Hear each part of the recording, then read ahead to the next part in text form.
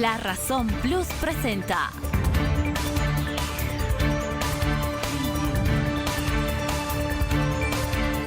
La Razón Radio, una manera distinta de contar las noticias y marcar el ritmo de ellas. Actualidad, entrevistas y comentarios.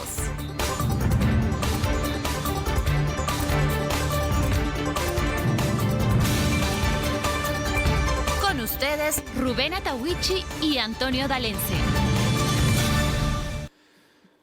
Amigos, amigas, tengan ustedes muy buen día. Les saluda Rubén Atahuichi al comenzar esta transmisión digital de La Razón Radio que va por nuestras plataformas digitales en www.la-mediorazón.com, en Facebook, en Twitter, en Instagram, en TikTok y lo principal en Twitch y en YouTube. Buen día, Antonio Dalense. ¿Cómo estás, hermano? ¿Qué tal, Rubén? Amigos de La Razón Radio, Temblando, tengan todos ¿no? ustedes muy buen día. Sí, cielo despejado en La Paz, pero el frío no afloja, ¿no? Sí. Estamos en el alto, grados bajo cero, 2, 3 grados bajo cero. En La Paz ya nos estamos acercando poquito, Sí. ¿no? Estábamos en 2 grados, vamos a ver cuánto ha sido hoy. Pero bueno, estamos en pleno invierno. Así que ya sabe, están de vacaciones los chicos, aproveche para llevarlos a que se hagan la vacuna. Ahora sí, estamos con don Juan Carlos, ¿nos escucha? Días, Rubén y Antonio. ¿Cómo está? Los escucho. Ahora sí, que bien, hemos solucionado el problemita. Entonces, queremos saber, cuéntenos, Juan Carlos, cómo está esto de los 2 hospitales de tercer nivel que se han entregado. Uno está en Villa Tunari, entendemos, el otro en Sucre. Cuéntenos, por favor.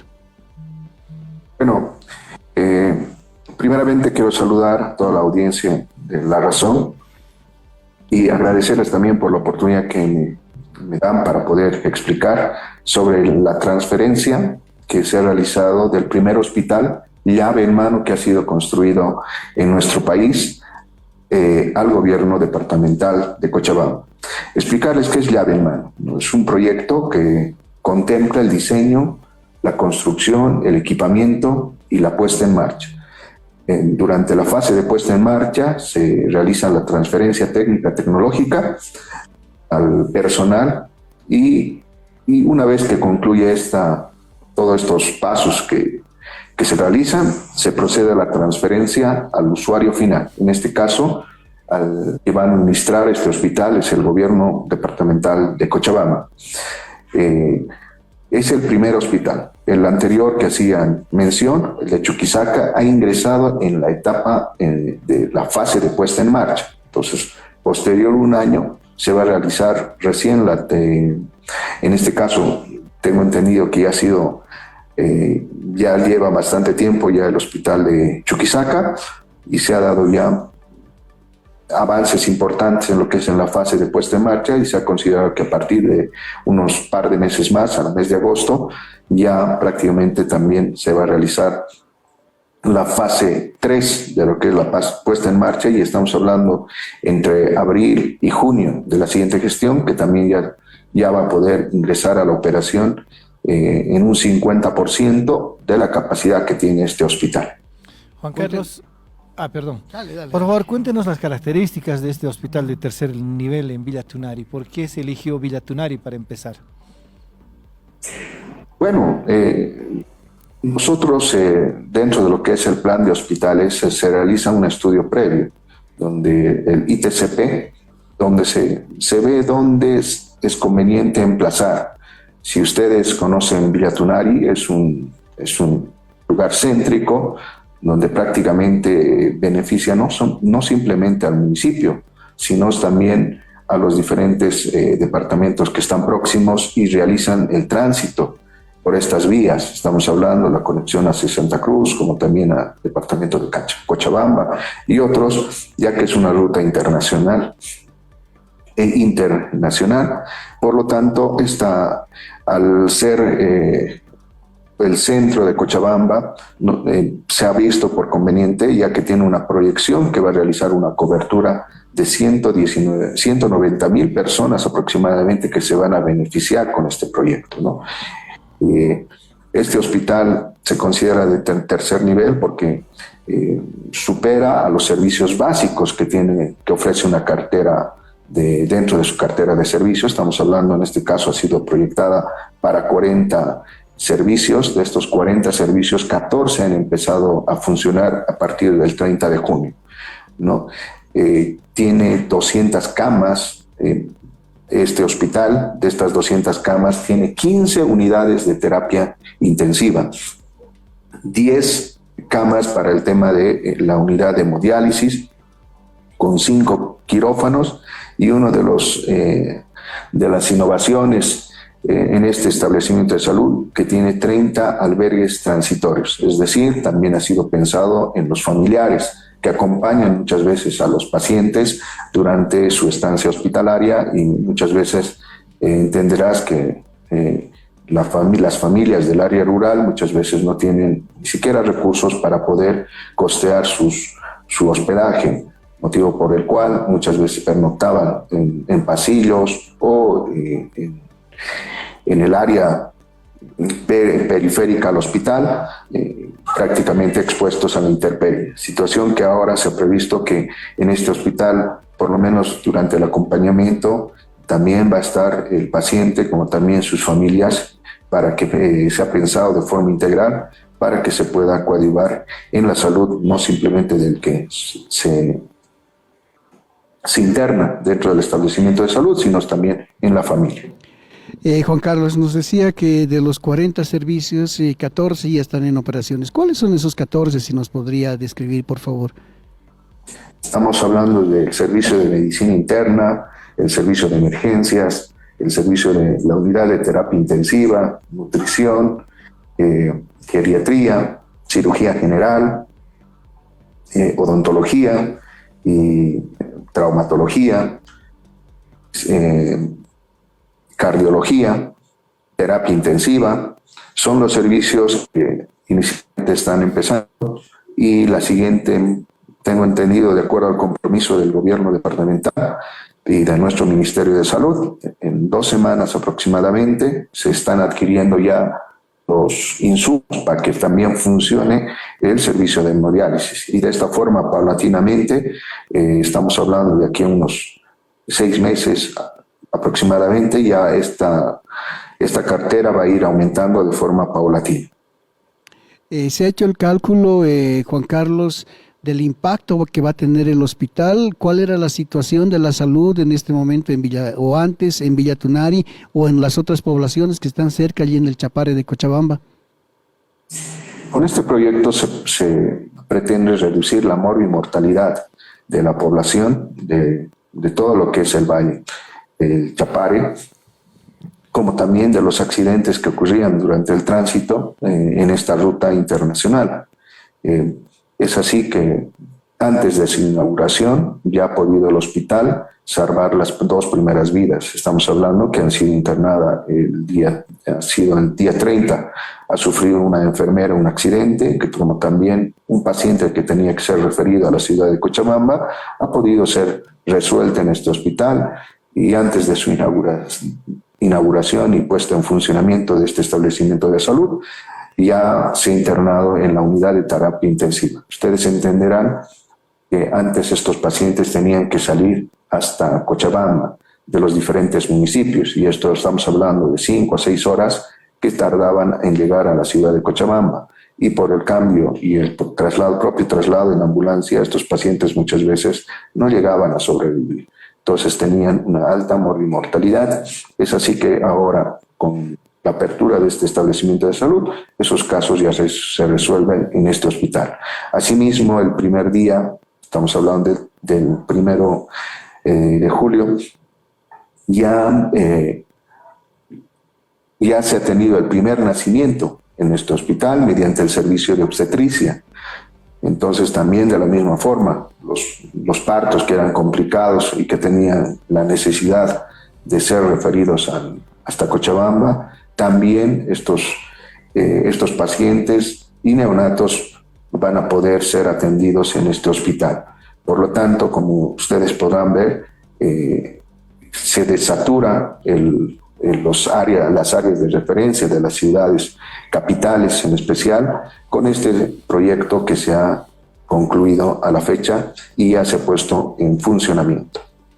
Le preguntaba eso, Rubén, porque justo es una ciudad, Villa Tunari es una ciudad intermedia, Sí. sí, está en pleno Chapare entre Cochabamba, Santa Cruz, y muchas de estas cosas que nos cuenta Juan Carlos son pues verdad, ¿no es cierto? Para nacer un niño tenía que ser trasladado o a Cochabamba o a Santa Cruz, o simplemente nacer en su casa, como muchos, ¿no? Entonces, todos estos problemas ahora se van a solucionar con este hospital. Juan Carlos, ¿y podemos hablar un poquito del hospital de Chuquisaca también?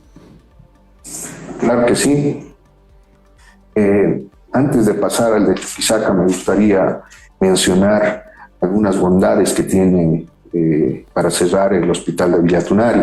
Adelante. Es así que este hospital cuenta con tecnología de última generación, un tomógrafo de 128 cortes, el primer mamógrafo instalado en todo el departamento de Cochabamba se encuentra en Villa Tunari.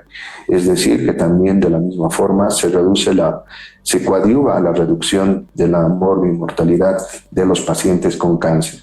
Lamentablemente es una enfermedad catastrófica que consume bastantes recursos y pone en jaque a cualquier sistema de salud en cualquier país. Con eso estaría concluyendo con referencia al ¿Cuánto fue la inversión, Juan Carlos, disculpe, cuánto fue la inversión en este hospital? El hospital tiene una inversión de 548.800.000 bolivianos de inversión, ¿no? También manifestarte que tiene una superficie bastante amplia, de 23.000 metros cuadrados de superficie de construcción. Entonces entenderás que es un hospital de gran magnitud. Sí. Si ustedes han podido advertir las imágenes, son hospitales que solamente los veías en Europa o en Estados Unidos. Son hospitales enormes que han sido edificados justamente para toda la población y que nadie se sienta discriminado, que estamos en un país con igual de oportunidades en todo el país. Juan Carlos, si bien, digamos, el hospital ha sido construido en una superficie grande y además es grande el mismo hospital, ¿abastecerá a la población de Villa Tunari circundante? Sí, justamente ha sido pensado. Está arrancando con un 25% de su capacidad en este momento. Entonces, como te manifestaba anteriormente, este hospital va a ir, de acuerdo a su plan de funcionamiento, va a ir aperturándose y se tiene proyectado que en 10 años va a alcanzar el 100% de su capacidad instalada, que va a empezar a entrar en operaciones. Entonces, está pensado en 190.000 personas que puedan poder utilizar estos servicios en caso de una emergencia o una enfermedad propiamente que ellos presenten. Perfecto, Juan Carlos. Ahora sí podemos pasar al hospital de Chuquisaca, por favor. Claro que sí, el hospital de Chuquisaca en el 25 de mayo ha iniciado la fase de puesta en marcha. Las fases 0 y 1 de forma simultánea han iniciado y este hospital tiene también un proyecto, es una importante infraestructura hospitalaria que ha sido pensada en 661.000 personas que van a ser beneficiarias en este departamento. El proyecto tiene un costo de inversión de 514 millones, ¿no? Entonces, como les comentaba, el proyecto tiene una fase de preinversión, inversión y puesta en marcha. Y justamente el 25 de mayo ha concluido la fase de inversión y hemos iniciado la fase de puesta en marcha, que tiene una duración aproximadamente de un año, donde se va a realizar la transferencia técnica, tecnológica por parte de la empresa hacia el personal de salud y de esta forma el siguiente año ya vamos a estar hablando oficialmente de la entrega de llaves bajo la modalidad llave en mano también de este hospital al gobierno departamental de Chuquisaca. Sin embargo, de acuerdo ya se venía trabajando anticipadamente en la fase de puesta en marcha. Esta situación ya ha sido prevista que a partir aproximadamente del mes de agosto a septiembre también ya va a iniciar, se va a realizar ya la transferencia al gobierno departamental de Chuquisaca, ya que va a empezar a iniciar de forma anticipada operaciones este establecimiento de salud en el departamento de Chuquisaca. ¿Cuántas camas? ¿Cuál es la capacidad de este hospital, Juan Carlos? Bueno, este hospital tiene más de 200, déjeme revisar algunos datos, son más de 200 camas también que se han iniciado en este hospital. De la misma forma cuenta aproximadamente con 36 servicios y con un helipuerto.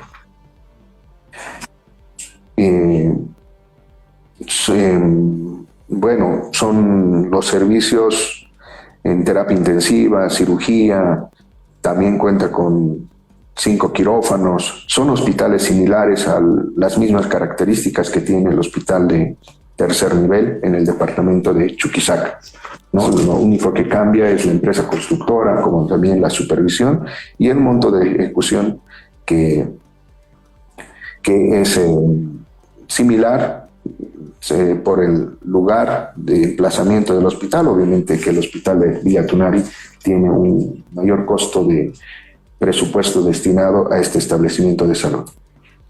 Juan Carlos, ¿qué otros proyectos están en puertas? ¿Qué otros hospitales se están construyendo? ¿En qué regiones? Si tiene esos datos, por favor.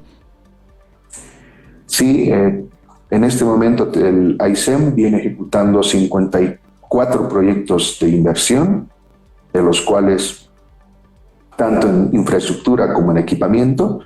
Para esta gestión tenemos proyectado ya iniciar, concluir la fase de inversión en el departamento del Beni, en el municipio de Trinidad. También un hospital de tercer nivel con similares características.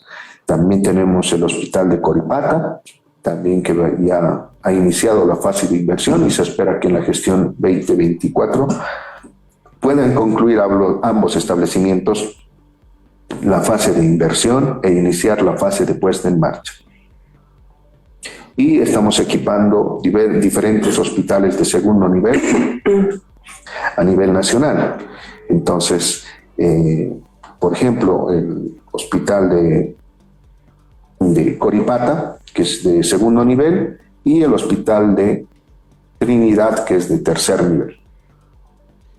Una última pregunta, Juan Carlos. El hospital de Chuquisaca está en Sucre, ¿no? Ese es el dato, está en la ciudad de Sucre.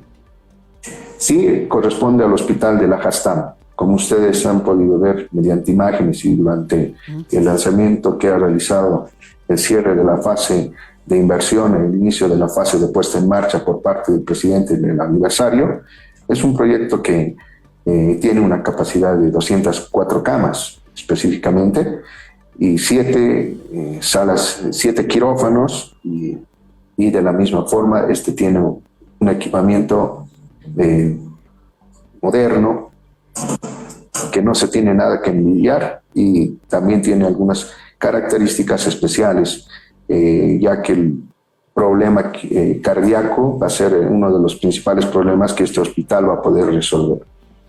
Juan Carlos, ¿cuándo han comenzado las obras en ambos hospitales, tanto en Villa Tunari y en La Jastambo? Bueno, en Villa Tunari el hospital ha sido iniciado el 15 de abril del 2016, pero como ustedes conocen y es de conocimiento público, por el tema de la pandemia y el gobierno de facto, esto ha sido retrasado, demorado, y durante el gobierno de nuestro presidente Lucho prácticamente se ha impulsado lo que corresponde a la fase de inversión y la fase de puesta en marcha. Es importante recalcar que la pandemia y el gobierno de facto prácticamente son 2 años que ha generado demoras, ya que no se ha enviado a la formación, la capacitación de los recursos humanos, ya que existía déficit en el mercado de profesionales para que durante la fase de puesta en marcha puedan ser transferidas por parte de las empresas el conocimiento. Entonces, son aspectos que han demorado ya la conclusión y cierre del proyecto. Y es por eso que también en Villa Tunari se ha tenido bastante demora a la fecha que ha concluido el 30 de de junio de la presente gestión. Perfecto, Juan Carlos, le vamos a agradecer mucho la gentileza que ha tenido con La Razón Radio. Son buenas noticias y vamos a hacerle seguimiento también a los otros proyectos que están en curso. Que tenga buen día, Juan Carlos, será hasta una próxima oportunidad. Antonio, Rubén, el agradecido soy yo y gracias por la oportunidad que se me ha brindado para poder informar a través de este medio.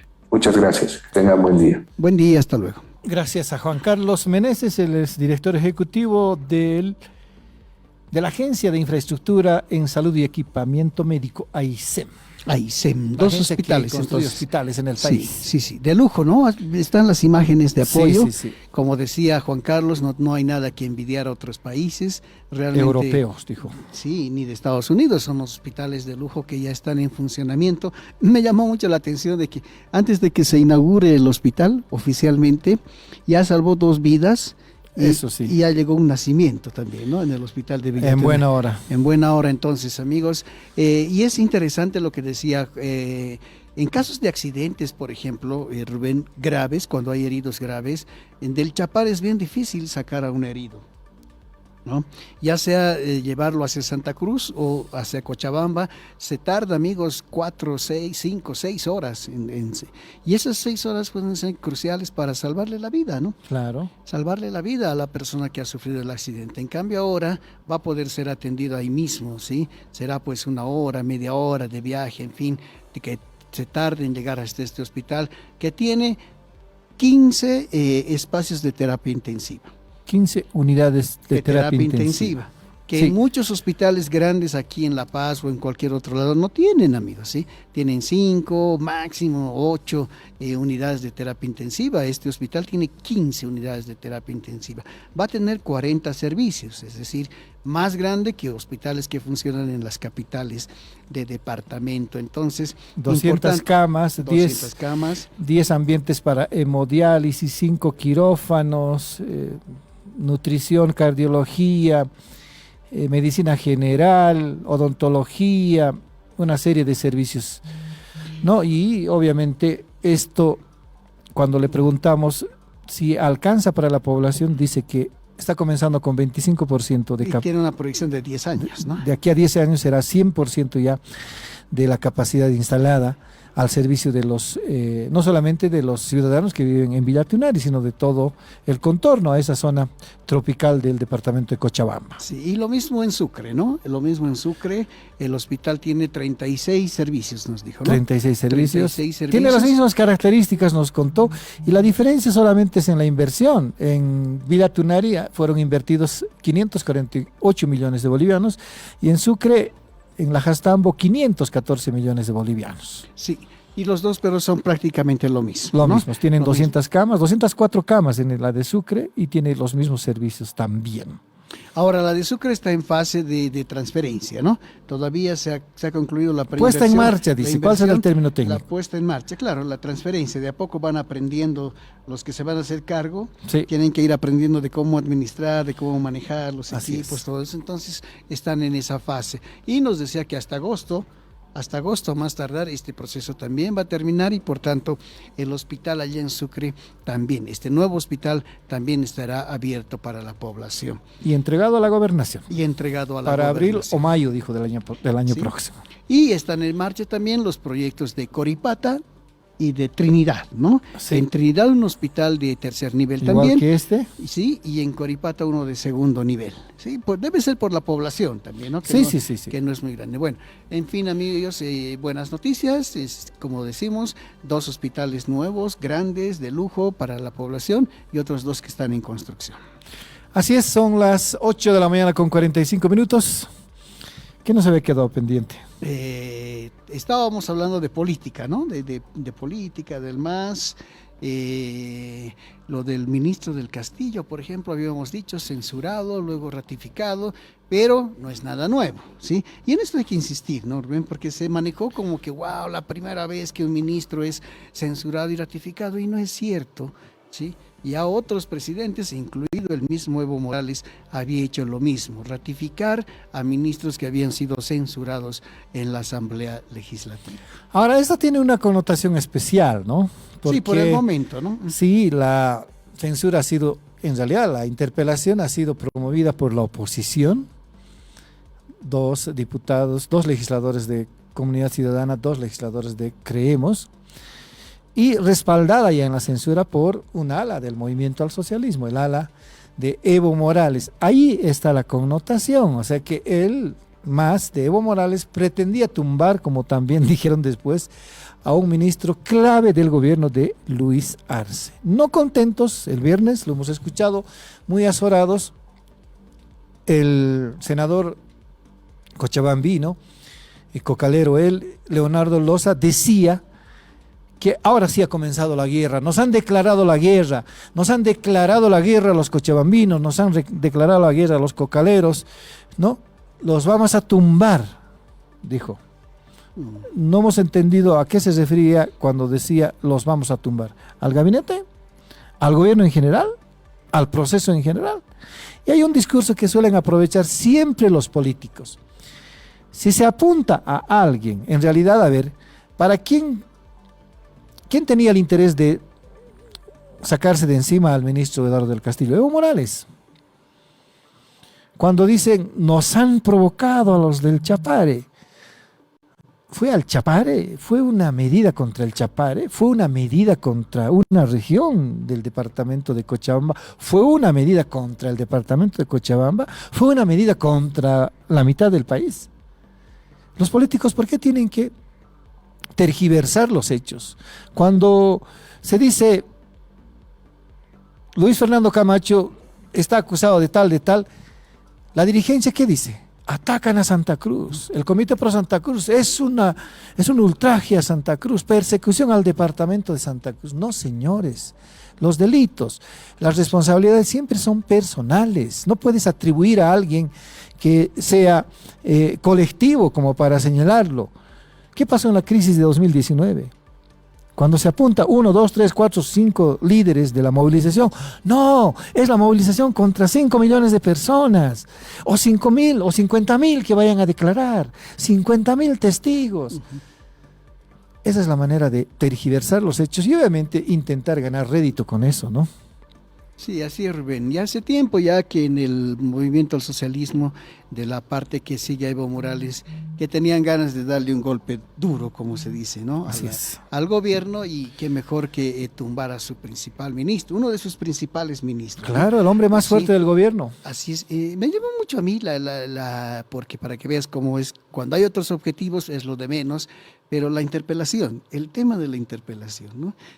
Primero era por autos robados en Chile, y yo la primera vez que escuché eso, dije, pero autos robados en Chile, ¿qué tenemos que ver nosotros con autos robados en Chile? Después, no, es que son autos que cruzan la frontera y que aquí se los comercializa el gobierno, incluso el presidente ha entregado uno de esos autos, en fin. Sí, pero era un tema así, wow, tan grande como para censurar a un ministro, en fin. No Habló parece. contigo el viernes el ministro de Justicia, Iván Sí, Lima. no parece, no había un tema ¿Quién así. ha dicho que es la materia de la interpelación no es la correcta? Podrían interpelar a la de aduanas, podrían interpelar a la Sí, otra sí. autoridad vinculada a la interdicción del contrabando, a la interdicción de vehículos chutos, pero no al ministro. ¿Qué tiene que ver el ministro? Decía, ahí comenzó el error, pero bueno, Ahí había te que puedes- sí, encontrarle sí, sí. algún... Ahí te puedes dar cuenta de la intencionalidad política, ¿sí? Sí. Pues eran los autos, pero podría haber sido cualquier otra cosa. El asunto es que encontraron el momento para golpear así fuerte, ¿no es cierto?, al gobierno. Claro que al día siguiente recibieron, o a los 2 días, recibieron el contragolpe, como se dice, ¿no? Sí. Y 2, de paso, el mismo ministro Lima, ¿te acuerdas que me dijo, estamos ganando 2-1, decía, ¿no? Porque, Sí. No, claro, le sacaste vos. porque esa era la forma de decir. Pero haciendo un paréntesis, Rubén, vamos a seguir con esto, pero no deja de llamar la atención, amigos, esto de los autos robados en Chile. Sí. No es algo que yo haya investigado, les doy los datos que he escuchado de la interpelación y todo, pero 15,000 autos robados en un año en Chile, ese es el dato que dieron, ¿no? Hay algo raro que pasa no solamente aquí en Bolivia, sino en Chile. 15,000. ¿Por qué es tan fácil huir con un vehículo robado desde Chile? ¿Acaso no hay controles? A ver, te roban un carro, le roban un carro, le roban un carro, y el hecho parece ser ya una pandemia, una epidemia de robo de vehículos en determinado país. En Bolivia deben ocurrir casos parecidos, pero que se lo lleven Sí. a Chile, no creo. Que se lo lleven a Brasil, no creo. lo destrozan aquí, como se dice, ¿qué es Sí, el término? es que es harto, Rubén, llama la atención. Te digo, No, pero ¿a 15.000. dónde quiero llegar, Antonio? Es que en Chile no hay controles. Eso no justifica que en Bolivia tampoco hubiera controles, o no hay controles. Aquí deberían controlar las placas, el consumo de hidrocarburos, de carburantes en las estaciones de servicio, porque de dónde, si es chileno, tiene precio el carburante internacional. Entonces, ¿cómo están consumiendo aquí en Bolivia combustible a un precio normal? No sé, hay una serie de Sí, hechos. llama la atención, amigos. 15.000, ya le digo, entre 365 días que tiene el año. 40 vehículos por día, más de 40 vehículos se roban en Chile, parece raro, ¿no? Increíble, parece, ahorita ya se han debido robar 10, ¿no ve? Los otros ¿Quién dijo 30 se 15.000? roban. ¿Es un informe oficial? No, he escuchado, he leído ahí que en la interpelación decían de 15.000 vehículos que se han robado en Chile, 5.000 han cruzado hacia Bolivia. 5.000 vehículos cruzaron hacia Bolivia, digo, 5.000 vehículos robados en Bolivia. ¿En cuánto tiempo? A ver, aclaren, pero bueno, esos son los datos que se han manejado en la interpelación. Ahora, de que ¿no? en el día a día uno ve vehículos chilenos, es normal.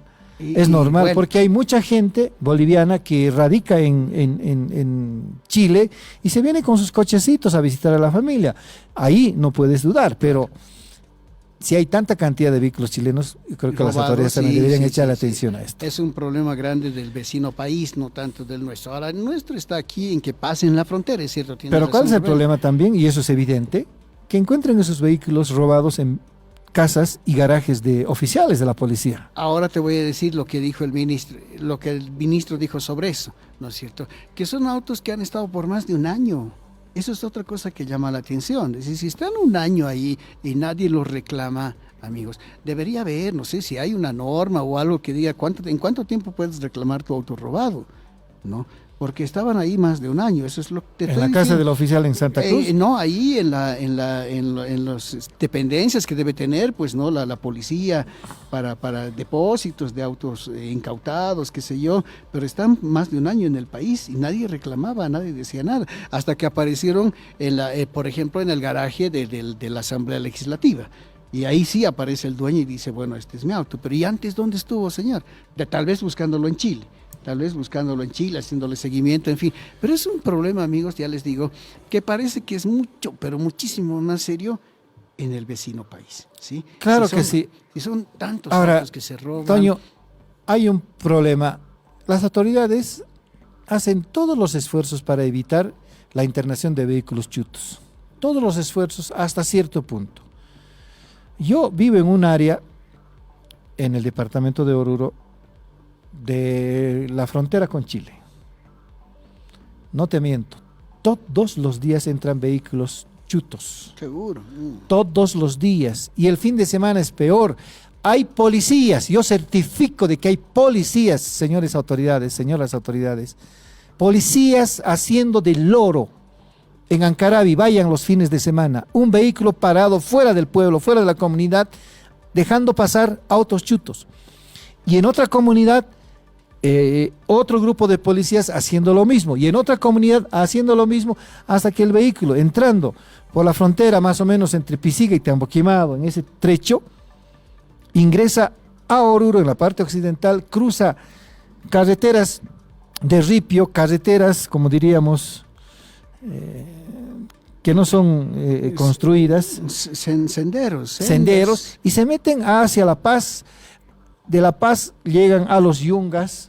Sí, entonces ahí está la explicación. Todos ¿no? los días, no me van a decir que solamente sábado y domingo. Sábado y domingo empeora la situación porque son caravanas, van destruyendo ganado, van destruyendo incluso algún motociclista que si es pillado por esta caravana de chutos corre el riesgo de perder su vida, y han habido casos así.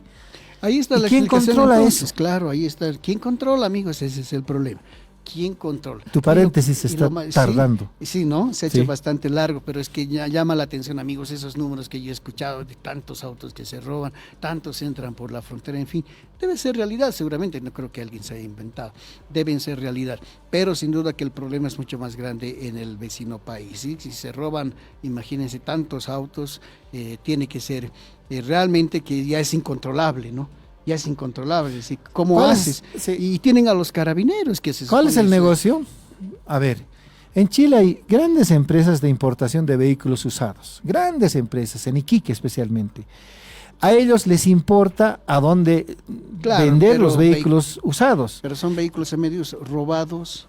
Claro, también hay. Entonces, lo que hacen es bajan del aeropuerto, hay una zona de almacenamiento de vehículos usados que vienen de Japón, de Estados Unidos, de Europa, especialmente de Japón, y los dejan a su suerte.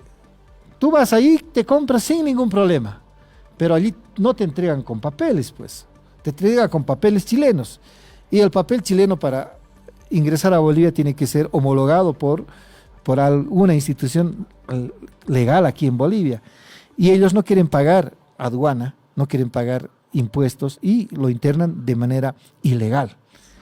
¿Quién? Los dejan a su suerte en el puerto de Iquique, los dejan a su suerte a quienes compran estos vehículos, y entre estos robados. Seguramente. Bueno, cerramos paréntesis entonces, ¿no? Largo paréntesis, lo cerramos, amigos. Una cosa que me llamó la atención de la entrevista justo con Iván Lima es, por lo menos yo y Rubén, y también luego entrevistamos a José Luis Exeni, los dos hemos entendido de que ahora las interpelaciones, después de ese proyecto de ley, después de lo que ocurrió con la ratificación al ministro del Castillo y demás, las interpelaciones van a ser como, no digo que no tenga ningún valor, ¿sí? Pero ya no van a ser así, wow, lo van a interpelar al ministro, no, ¿sí? Pierden. Trámite normal. Exactamente, ¿sí? Pierden ese peso, esa cosa que tenían.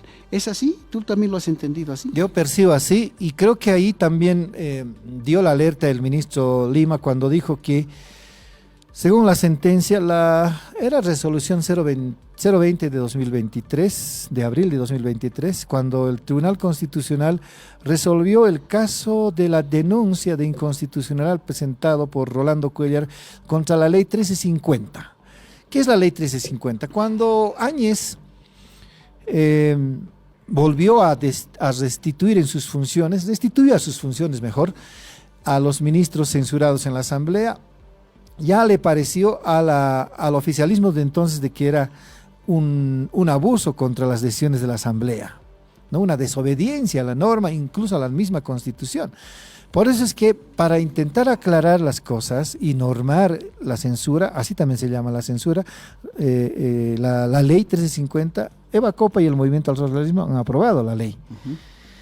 Yanine Áñez no quiso firmar la ley, como ninguna de las leyes polémicas en 2020. Entonces, por eso es que Eva Copa promulga la ley, y dos de esos artículos de la ley 1350, en criterio de Rolando Cuéllar y del Tribunal Constitucional, son ilegales. Porque primero, uno de los artículos dice, una vez destituido, el ministro censurado puede volver a sus funciones por decisión del presidente. Algo así, no, yo no estoy leyendo el artículo. Y el segundo artículo polémico es que dice, el ministro censurado y destituido no podrá ejercer función pública de aquí, de la fecha de su censura, de su destitución, a 3 años.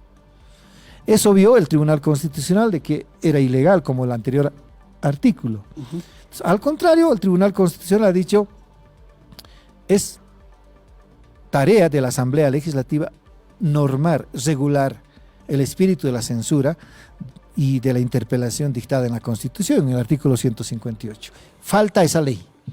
Mientras no haya esa ley, lo que tú dices, cualquier acto interpelatorio que termine en censura va a ser saludo a la bandera. Sí, eso lo hemos entendido. De hecho, el mismo ministro Lima tendría que estar mañana o el miércoles, ya no me acuerdo bien, Sí. pero en una interpelación, pero ya estaba tranquilo, dijo, sí, nos van a interpelar, no me acuerdo cuál es el tema, creo que tiene que ver con Sacaba y zancata. Sencata y Sacaba. Y él mismo sí. decía, a mí no me compete, deberían, no sé, Claro. Pedir explicaciones al fiscal general o al órgano judicial, porque a mí como ministro de Justicia no me corresponde. ¿Yo decía. qué tengo que hacer? Dijo, ¿no? Tienen que interpelar al fiscal o alguna otra autoridad que está llevando adelante los casos. Yo soy el ministro, no soy ni el investigador ni nada por el estilo. Entonces, fíjense, amigos, cómo se ha ido también, cómo se ha entrado en ese tema tal vez sin querer, ¿no?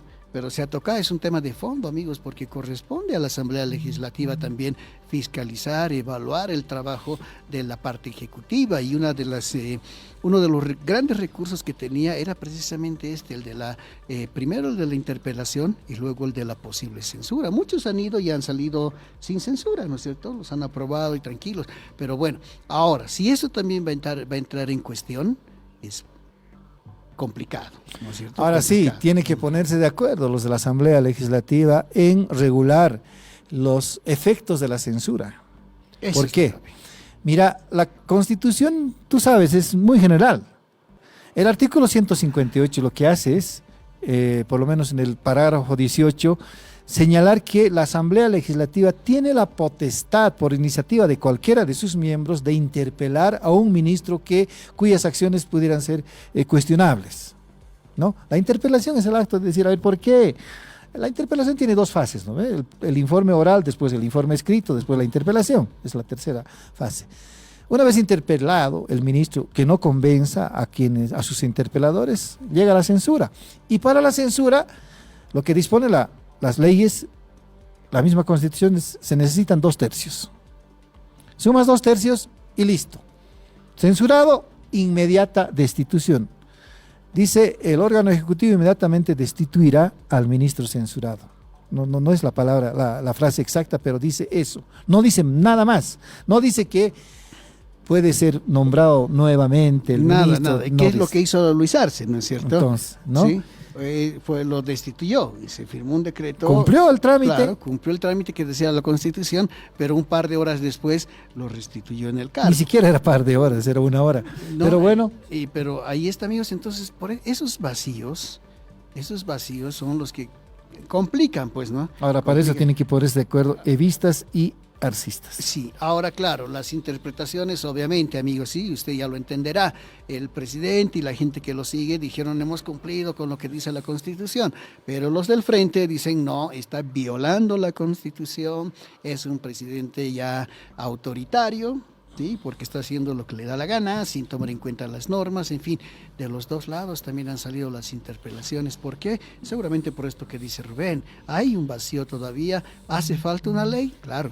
Tendrán que ponerse de acuerdo ahora todos para cubrir ese vacío y de aquí en adelante pues que se retome, porque en lo personal, Rubén, yo insisto en esto, ¿no? O sea, si es un mecanismo de la Asamblea Legislativa democrático, pues interpelar a los ministros, ¿no? Interpelar al Poder Ejecutivo. Es parte de su rol, decir, bueno, ¿por qué están haciendo esto? ¿O por qué esto lo han hecho así? En fin. Ahora, si hay una explicación coherente, pues también habrá que decir, listo, gracias, hasta luego. Y si no hay una explicación clara, pues debe proceder la censura. Ahora, otra cosa que dijo el ministro, mira, para ver desde el otro lado la figura, decía, fue una censura arbitraria. Arbitraria, caprichosa. Caprichosa y arbitraria, o sea, es cierto. Antes de entrar a la sesión ya muchos ya sabían cuál era su voto, ¿no? Sí.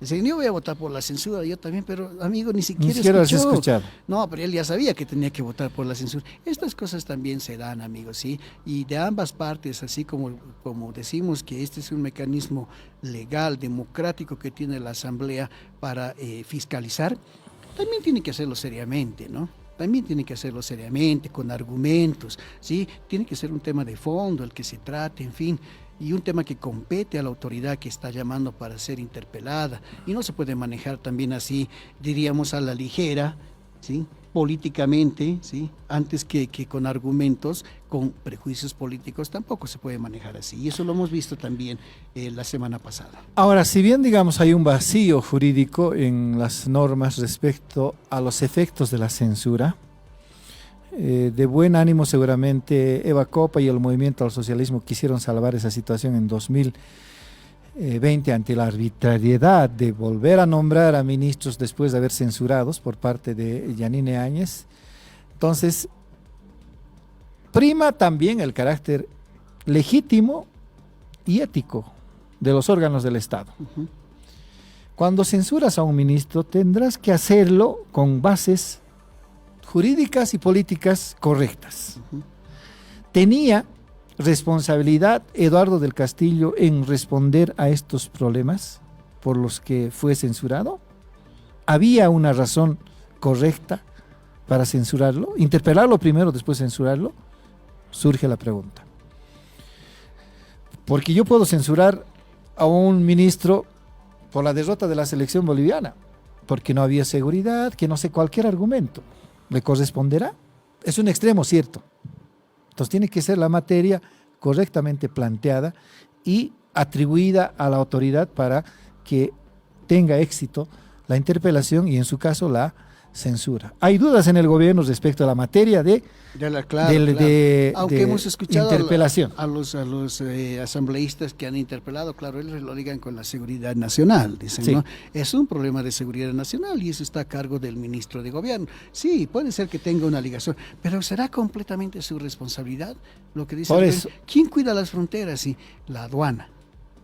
¿La aduana es parte del Ministerio de Gobierno? No, es parte del Ministerio de Economía.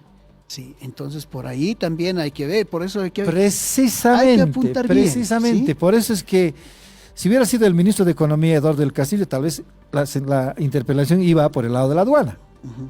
Imagino nada más. Claro, pero como Por un lado. sí. Por el otro lado también hay una cuestión ética en la actuación del gobierno. Si censuras a un ministro en correspondencia, más allá de los trasfondos, de las connotaciones, la idea era no restituir en sus funciones.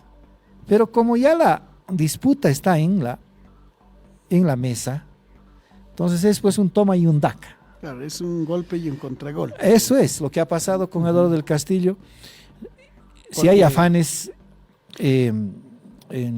Porque fíjense, Rubén, perdón que te corte, es cuando terminó la interpelación, había pues un afán triunfalista. sonrisas, ¿no ve? Alegrías. Triunfalista. En la oposición, que después si quieres podemos hablar del rol de la oposición, pero en la oposición y había un rostro igual de alegría en el ala de vista, por ejemplo, del MAS. Claro, habían ganado, sí, habían ganado, habían dado un golpe duro al gobierno, sí, pero 2 días después, otra vez calas largas, ¿no? Claro, porque recibieron el contragolpe. No se esperaban, aunque también lo sospechaban, ¿no? Porque nosotros mismos comentábamos de que creo que lo va a ratificar a Eduardo del Castillo, porque, cierto, si fueran sólidos los argumentos de interpelación y de censura, no había vuelta a quedar, pero bueno. A ver, un acto de corrupción, implicado directamente el ministro en un acto de corrupción, no hay vuelta a quedar. Si el mismo presidente lo podría saber. Entonces, censurado o destituido no más, pero no pasó eso. Más hubo cuestiones políticas en el acto de interpelación que cuestiones jurídicas. Sí, fue algo Y por eso es político. que el resultado fue la restitución. Y eso también ha sopesado el presidente, ha sopesado el órgano ejecutivo y el mismo gabinete. Sí, fue político, ¿no? Las dos cosas. Sí, y ha decantado, en mi criterio, esto es muy personal, en una situación de crisis tan extrema en el movimiento al socialismo que ya se ha partido en dos. Sí, eso es lo que te iba a Y decir. no solamente en dos. Y esto plantea un escenario de candidaturas bifurcadas en el movimiento al socialismo. Sí, lo único que logró esa interpelación, amigos, es eso, ¿sí? Conclusión final. Lo único que logró fue profundizar aún más las peleas internas en el MAS y prácticamente definir una división al interior del partido de gobierno. ¿Qué vendrá en adelante? Lo que Álvaro García Linera temía, ¿no? Voto partido en 2025. Sí, Unos sí, por, sí. no sé si oficializará Luis Arce su candidatura por Luis Arce, y otros, esto es seguro, a juzgar por lo que hemos visto y también un tuit que acabamos de leer respecto del asambleísta Sergio de la Cerda. Es el único candidato Evo Morales de 2025. Y lo otro preocupante, amigos, lo que nos decía José Luis Xeni el viernes, ¿no? A partir de ahora tenemos lo que en teoría política se llama un gobierno dividido. ¿Qué Así quiere es. decir esto? Que no tiene control de la Asamblea Legislativa. Por tanto, la gobernabilidad Está en sí riesgo. está en riesgo. Lo sí. que le pasó a Mesa. Lo que le pasó a Mesa en 2003. Ahora, hay un elemento para el análisis político, a ver si en Animal Político podemos abordarlo esta semana. Tanto dice el presidente, tanto dijo Evo Morales en su gobierno, que este es el movimiento al socialismo es un partido de las organizaciones sociales. ¿Has visto alguna organización social tener incidencia en estos conflictos, en estas disputas, en el movimiento al socialismo? ¿Algún dirigente ha sido capaz, ya sea de la Confederación Sindical Única de Trabajadores Campesinos, del Consejo Nacional de Ayllus y Marcas del Collasuyo, o de la Confederación Indígena del Oriente, de la CIDOB o de las Bartolinas, ponerle freno a esta crisis o dar las líneas como para que tanto Evo Morales como Luis Arce pudieran reconciliarse o pudieran reunirse o pudieran confrontar ideas, confrontar cuestionamientos? No, porque también las organizaciones sociales están divididas. Precisamente. Sí, porque así como van organizaciones sociales al Congreso con Evo Morales, del MAS y demás, también hay organizaciones sociales reunidas con el presidente en la Casa Grande del Pueblo, ahí en las graditas se sacan las fotos ya tradicionales, en fin, también están divididas, amigos. Sí. Eso es algo también que hay que tomarlo en cuenta, ¿sí? Si fuera así, pero Antonio, si fuera, digamos, que las organizaciones son las dueñas del movimiento al socialismo, el Pacto de Unidad tendría toda la tuición, más allá de que no sea político, convocar a la dirigencia del movimiento al socialismo, a las autoridades del gobierno, para sentarlos de frente y resolver la situación. Claro, debería ser lo ideal, o que vayan, como decíamos alguna vez, bueno, vayan pues a las primarias, digamos, ahí definan, pero también parece que eso ya no va, ¿sí? Que ya las primarias van a pasar así como un mero trámite, porque las candidaturas están definidas, ¿no es cierto? Claro. Antes, por ejemplo, y dentro de un proceso así democrático, deberían, pues, amigos, esperar a las primarias para nombrar a sus candidatos, pero ahora ya no. De hecho, el asambleísta de la Cerda, ¿qué dice? En octubre es el Congreso para proclamar a Evo Morales una candidatura única. Único candidato, o sea, ya está definido. Entonces, ¿qué sentido tienen las primarias? ¿En qué queda todo ese proceso democrático? Ya ninguno, ¿no es cierto? Y eso también hay que tomarlo en cuenta, ¿sí? Porque ya está, si ya está todo definido, entonces, ¿en qué juego puede entrar, por ejemplo, Luis Arce? ¿No? O algún otro que pueda tener aspiraciones, por decir algo, a Andrónico Rodríguez, digamos, ¿sí? ¿Qué espacio tiene? ¿Qué espacio se le puede dar para que en juego democrático pueda aspirar a algo? Si ya tienes un candidato, ya ninguno.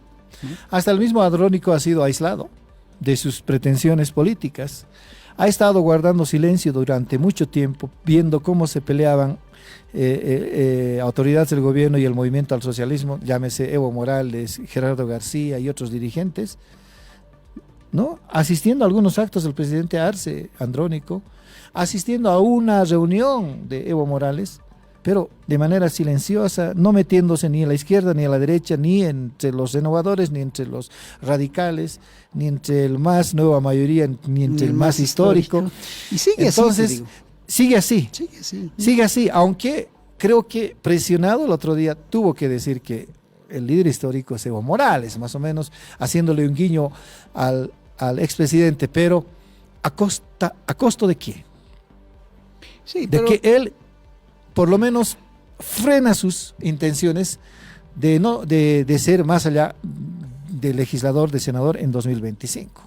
Tranquilamente, ¿por qué crees, Antonio, entre las figuras políticas en 2020 potencialmente candidatas estaba Andrónico? Pero estaba Andrónico. Ya no para nada. A ver, hay que repasar el libro de Evo Morales que dice, entre los candidatos estaban Andrónico, estaba Diego Pari, estaba Eduardo Rodríguez Belcé, lo han invitado a él, vamos a contarlo en adelante, y David Choquehuanca y Luis Arce. Andrónico se estaba disputando en algún momento de la elección la posibilidad de ser candidato a vicepresidente con David Choquehuanca, pero pesó más la trayectoria de David Choquehuanca que la juventud y la proyección de Andrónico Rodríguez. Es un cuadro fuerte en el movimiento al socialismo regular, normal, pero ahora, sabiéndose que Evo Morales es potencial candidato único, Andrónico queda en segunda línea. Quizás, esto ya es especular, esté optando por ser vicepresidente, pero Bolivia permitirá, o los electores del movimiento al socialismo permitirán de que las dos cabezas, el binomio sea solamente de una región del país. Sí, eso está complicado y eso Por es lo eso. más importante. Entonces ahora, la situación ¿sí? de Andrónico está, está muy aislada. Sí, él mismo ha optado por un perfil bajo, como lo dice Rubén, en algunos eventos aparece, en la mayoría no. ¿Sí? Por ejemplo, hace poquito, cuando se dio el cambio de mandos policiales, estaba el presidente de la Cámara de Diputados, pero no estuvo él, ¿no? Y así en varios actos no aparece. Hace actos también Evo Morales, sí, ha hecho congreso hace poco, en el Alto también, en fin, no estuvo Andrónico Rodríguez, ¿sí? Algún rato seguramente él dirá por qué ha optado por ese perfil bajo, y de repente es como Rubén dice, ¿no? Que no quiere estar ni en la derecha ni en la izquierda y prefiere nomás mantener un perfil de un político serio hasta ahora, es cierto. Sí.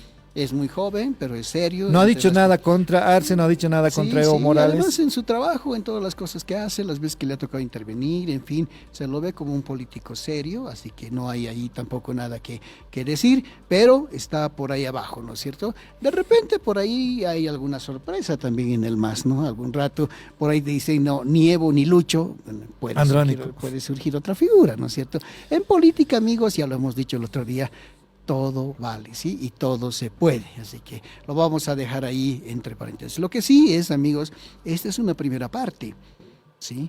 La segunda parte es la más importante. Pónganse que el MAS decida, a la mala o a la buena, que Evo Morales sea el candidato, ¿sí? ¿Y el pueblo boliviano lo aceptará? ¿La clase media lo aceptará? ¿Los mismos grupos sociales, sectores sociales lo aceptarán? ¿Todos? Esa es la segunda parte de la historia, porque en el MAS puede pasar, es el MAS, es el partido político. El país es distinto. ¿Sabes qué hubiera sido lo normal, lo más sensato posible en una fuerza política que se sustenta en movimientos sociales? Que elegido Luis Arce, elegido David Choquehuanca, lo que debería haber hecho Evo Morales es respaldar al gobierno a partir de la experiencia, con los movimientos sociales, con cuestionamientos, con fiscalización, hasta con María Galindo, por ejemplo, entre las candidatas para elecciones 2025, por elección de estas encuestas. Hay otros nombres también. Está Vicente Cuellar, como en su momento estuvo Waldo Albarracín, ¿te acordarás? Sí, claro que sí. Entonces, ¿qué? Nunca llegaron a ser candidatos en las encuestas pasadas, pero según esas encuestas, más o menos, la disputa está entre Carlos Mesa y Luis Arce. ¿Y quién está haciendo campaña con Carlos Mesa? El diputado Carlos Alarcón. Ahí está, sin ni siquiera haberse presentado como candidato. Ahorita el pueblo boliviano quiere a Carlos Mesa presidente. Están ahí. Pero hay fuerza, hay musculatura en Comunidad Ciudadana para sostener la candidatura de Carlos Mesa, que en el lado de Creemos, tres facciones en Creemos, igual divididos que en el MAS. Obviamente las divisiones ahí no son tan estridentes como en el movimiento al socialismo, porque al movimiento al socialismo no solamente le pasa que sus cuadros comienzan a denunciarse entre sí, sino también los medios de comunicación le toman mucha atención. Claro. Y la oposición parece su problema, ¿no? El MAS parece el problema de la oposición, por eso hasta se dicen, no, mira, el Evo Morales, que el Tuto Quiroga todas las veces aprovecha para sacarle la mugre a Evo Morales, aprovechándose de la situación del MAS. Pero en la oposición, ¿cómo están? Diríamos, ¿cómo estamos en la oposición? ¿Cómo estamos en casa como para tener moral de criticar al oponente? Comunidad Ciudadana también tiene facciones divididas. Ahí está la senadora Salame, separada, un cuadro interesante. Creemos igual. Hay Unidad Nacional, hay Demócratas, hay ADN. Ya se ha lanzado Luis Eduardo Siles como candidato del MNR. Ahí está el búnker planteándose como candidato. Vamos a llegar a 2025 con un candidato o dos divididos en el movimiento al socialismo, pero la oposición serán 50. ¿Qué tal? Sí, yo veo incluso más pequeña la oposición, no tanto que has visto que se tienen que alegrar con que los utilicen, porque eso es lo que están haciendo ahora. Sí, los están utilizando. Cuando el ala arcista, como se dice, necesitaba los votos de la oposición para aprobar la ley del censo, se los llevaron a su lado. Y la oposición dijo, ahí está, hemos logrado que el censo tenga ley, y así con la ley. Bueno, ¿era realmente una victoria de la oposición? ¿O era realmente una manipulación del ala arcista, digamos, en la asamblea? Pero ellos lo festejaron como si fuera suyo el gol. Así lo festeja, como autogol y cuando el delantero festeja, ¿no ve? Sabiendo que es autogol, pero el delantero. Qué lindo. Así lo festeja. Ahora que los evistas lo necesitaban para censurar al ministro, para darle un golpe a su propio gobierno, igualito los han utilizado, los han llevado a su lado y han salido ellos cantando victoria otra vez. ¿Sí? ¿Es realmente una actuación de la oposición? ¿Qué tal si otra vez se ponían de acuerdo arcistas y evistas y votaban a favor del ministro, que ya lo hicieron en una anterior vez? Sí. Sí. ¿Qué hubiera pasado con la oposición, amigos? Autoritarios. ¿No? O sea, fíjense, ese tamaño tiene la oposición, sí, los evistas, los artistas los están utilizando de acuerdo a sus intereses. Y por eso también se acusan unos a otros, ¿no ve? Evo Morales decía, pero este gobierno está transando con la derecha, con la oposición. Y ahora es el gobierno el que dice, Evo Morales está transando con la derecha, se ha unido con la derecha para censurar al ministro.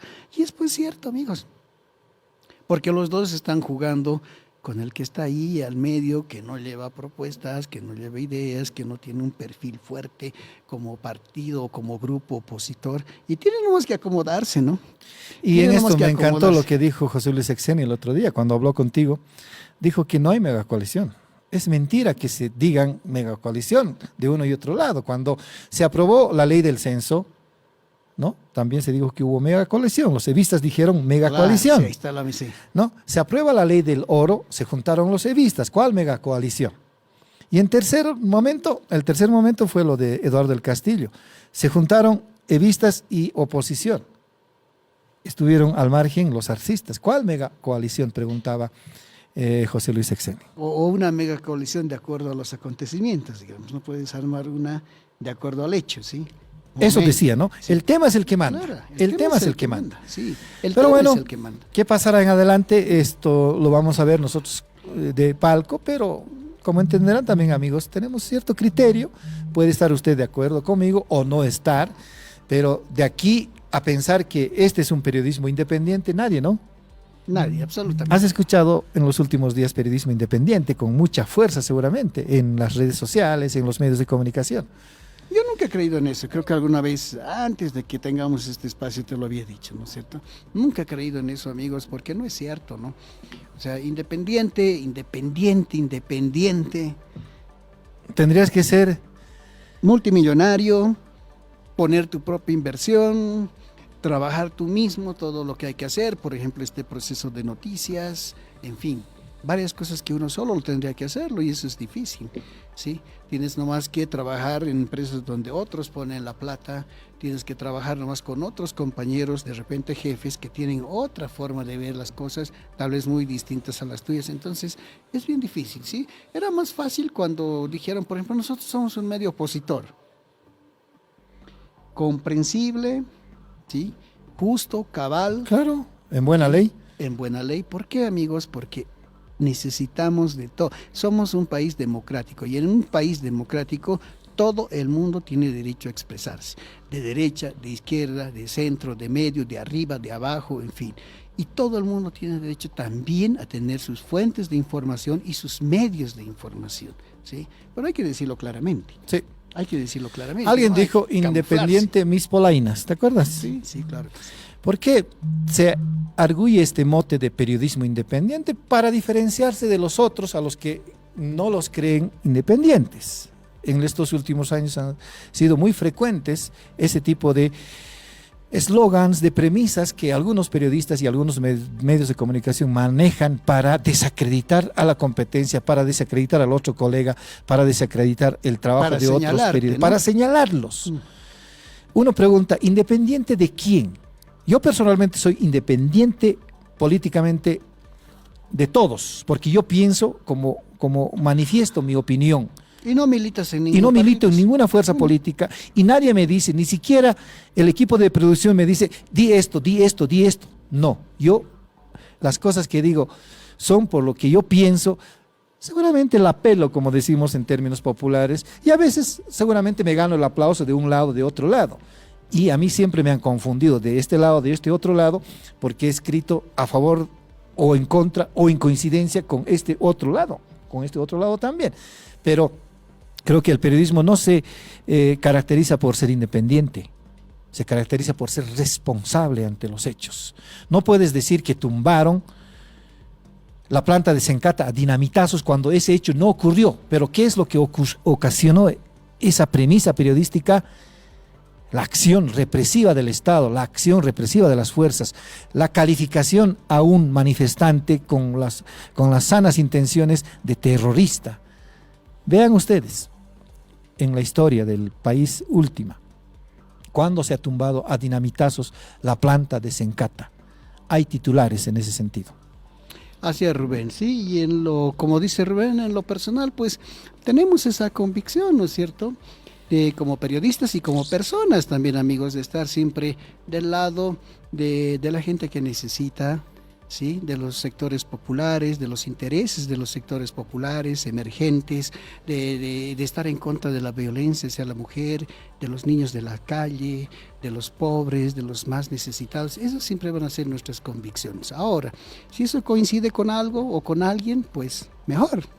Pero no por eso nosotros vamos a dejar de hacer el trabajo que hacemos con esas bases, ¿sí?, con esa mirada siempre, pensando, amigos, siempre en que podemos tener un mejor país y en que todos los días hay que trabajar para tener un mejor país. Eso es lo que nos ha guiado siempre y nos va a guiar siempre. Ahora, como tú dices, ¿eso nos puede ligar a algún lado?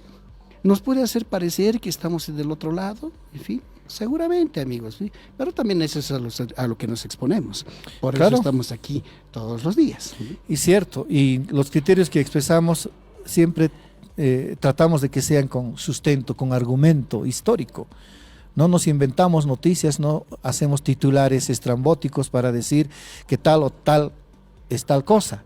Y en los hechos yo me siento muy orgulloso al revisar, por ejemplo, nuestras ediciones de 2019, tan coincidentes con la historia y con el mismo GIEI que ha hecho una investigación respecto de cómo han sucedido, por ejemplo, las masacres de Sacaba y Sencata, ¿no? Así es. Nosotros nunca dijimos fuego cruzado donde no había fuego cruzado. Nosotros nunca dijimos enfrentamiento cuando no había enfrentamiento. Las investigaciones en ambos hechos históricos han señalado que del lado de las víctimas no hubo ningún ataque armado contra fuerzas de seguridad, ya sea policía o militares. Pero ¿qué decían algunos titulares de periódicos independientes, entre comillas? Fuego cruzado. Que nunca existió, ¿no? 9 de la mañana, 30 minutos, vamos a preguntar a producción si nos vamos a ir. Sí, nuestra primera pausa, 1 hora y media hemos estado, amigos. Vamos entonces a nuestra primera pausa, volvemos enseguida.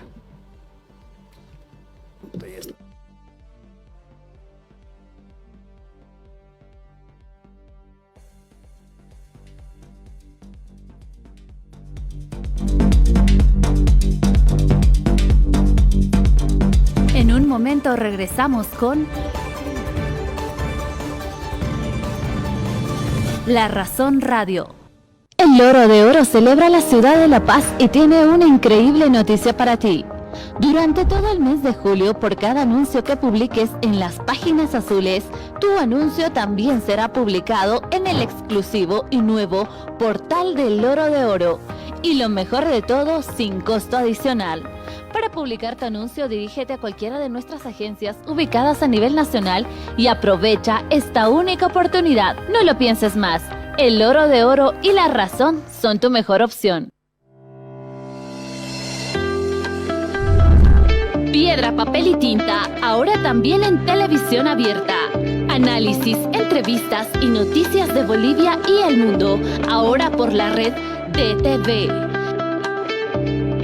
Canal 51 en La Paz, Canal 57 en Cochabamba, Canal 27 en Santa Cruz y en todos los servicios de TV Cable autorizados. Sintonízanos de lunes a viernes a las 11 de la mañana junto a Claudia Benavente.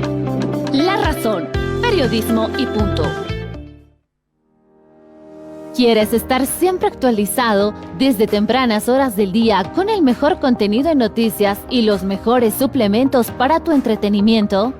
Ya puedes suscribirte a nuestra edición digital y recibir el periódico en tu correo todos los días en formato PDF. Obtén acceso a noticias exclusivas desde 15 bolivianos a la semana o 35 bolivianos al mes. Contáctanos al 715-60-157. para solicitar tu suscripción y mantenerte al día con las últimas noticias. Suscríbete hoy y disfruta de los beneficios de estar bien informado junto a La Razón. Llegamos a todas las audiencias. Publica anuncios desde cualquier lugar en el portal del Loro de Oro en www.lorodeoro.la-mediorazón.com. Nuestra herramienta líder te permite cargar anuncios fácilmente desde tu hogar, oficina o en movimiento con dispositivos móviles. Descubre un mundo de posibilidades con categorías que abarcan inmuebles, vehículos y una amplia variedad de servicios, incluso organizados por ciudad. Utiliza filtros, carga fotos y videos para captar la atención de tus clientes de manera impactante. Además, garantizamos métodos de pago sencillos y facturación por WhatsApp. No pierdas más tiempo y aprovecha la facilidad que te brinda nuestro portal para publicar tus anuncios en cualquier momento y lugar. Él es Carlos. Tiene un pequeño negocio y quiere ser intermediario del Loro de Oro, pero no sabe por dónde empezar. Primero debe registrarse como socio intermediario en la página web lorodeorolarazón.com. Luego debe acceder a su cuenta personal mediante el ingreso de su correo y clave de seguridad para así poder realizar anuncios. Siguiendo esos pasos, Carlos logró convertir su negocio en el buzón del Loro y así ser intermediario. ¿Qué esperas? Tú también puedes hacerlo. Continuamos con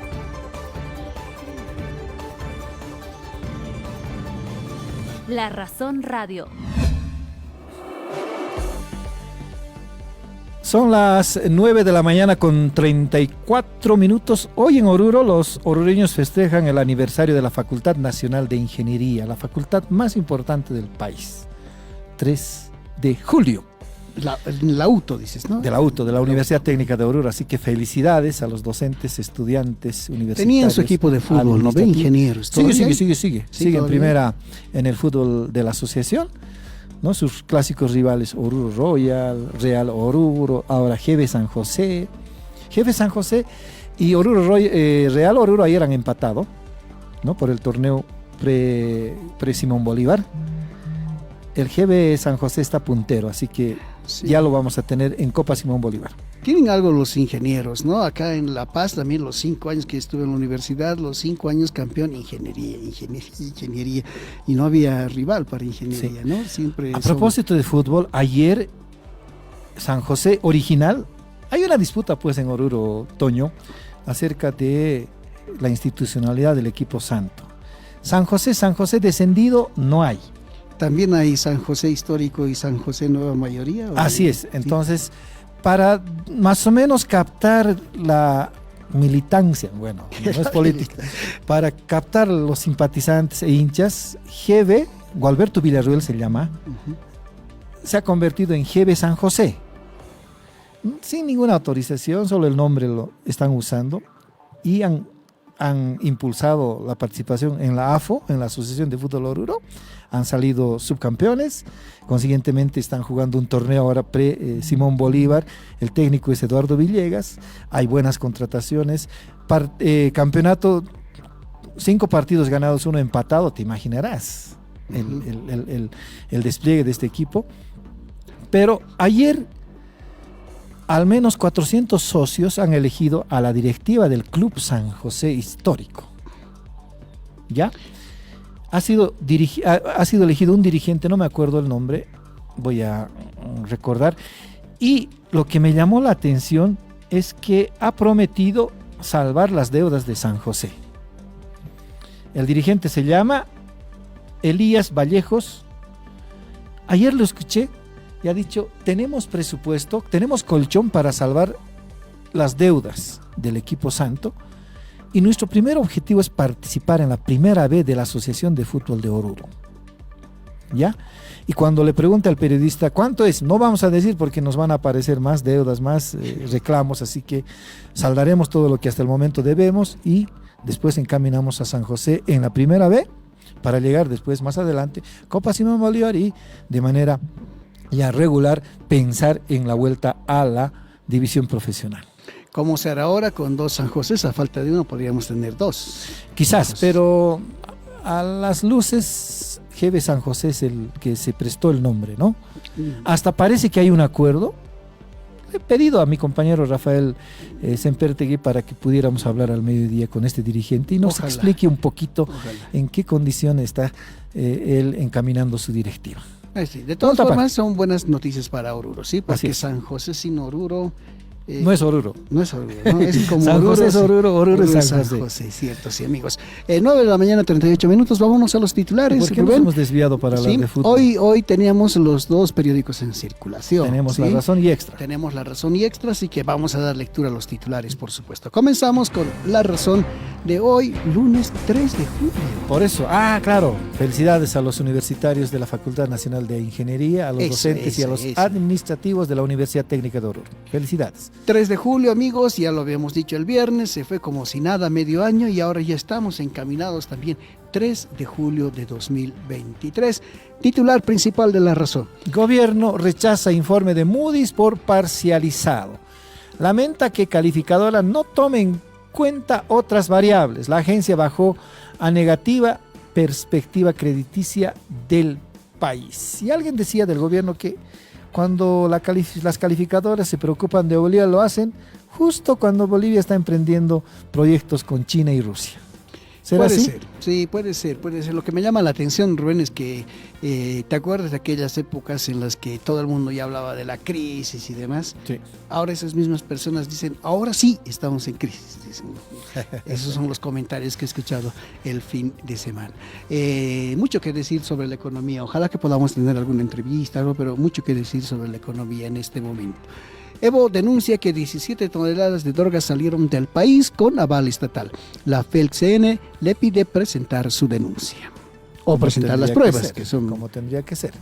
Así es. CDB pide parar operaciones de Amazonas por deuda millonaria.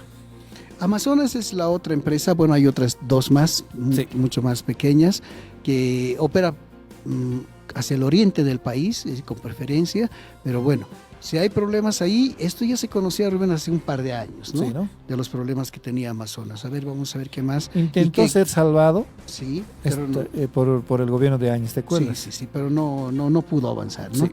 No pudo avanzar. Vamos a ver qué surge ahí más adelante, amigos. Incendio en Kenamari consumió 15 hectáreas. Esto ocurrió el sábado, ¿no? Sí. El sábado fue el incendio, amigos. 15 hectáreas se quemaron. Fíjate La foto. la fotografía, ¿no? Linda foto y triste a la vez. Sí, porque está escapando Como del la fuego. gaviota está entrando al fuego. Escapando. O escapando Del fuego, sí. Escapando del fuego. Vamos ahí a ver otro titulito. Dice, hasta abril el valor de las exportaciones de GLP cae 59%. ¿Cuál será el fenómeno? ¿Por qué hay carencia de gas? Y son los mercados, ¿no?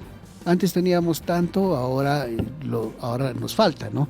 Y es por la importación del petróleo, en fin, son varios factores. Por eso te digo que es importante en este momento Hablar una de mirada economía. a la economía. Sí. La derecha pide impugnar las elecciones en Guatemala. ¿Qué tal? Hay denuncias de fraude. Sí. Ya se ha puesto de moda, ¿no? Sí. Cualquier elección que haya en el continente y tiene que haber denuncias de fraude, comenzando por Estados Unidos, ¿sí? Donde Trump denunció. Pero Bolivia dio el ejemplo. Sí, somos los pioneros. Los pioneros. Los pioneros, ¿no? Sí. Somos los pioneros. Fotografía del equipo, bueno, ahí no es celeste, ¿no? Está más de azul el equipo, pero dice victoria reconfortante. Bolívar derrotó 2-0 a Oriente y es líder del Grupo A. Esto en el campeonato por series, que es el campeonato paralelo que se lleva adelante también en Bolivia. Lo decíamos al principio, Bolívar le ganó a Oriente Petrolero por 2-0 ayer en Santa Cruz. El Tigre también jugó en Santa Cruz más temprano y empató sobre la hora. Casi pierde. El nuevo entrenador del Tigre, 3 partidos ya, ¿no? 3 partidos, 1 punto. Un puntito, o sea, perdió 2, Nacional goleada, River Plate más o menos. más o menos y ahora Y ayer empate. salvó un puntito. A ver, veremos. Y el ahí. equipo de Rescalvo, el Mazatlán, ha empatado el fin de semana, 1-1, te cuento. ¿Ah, sí?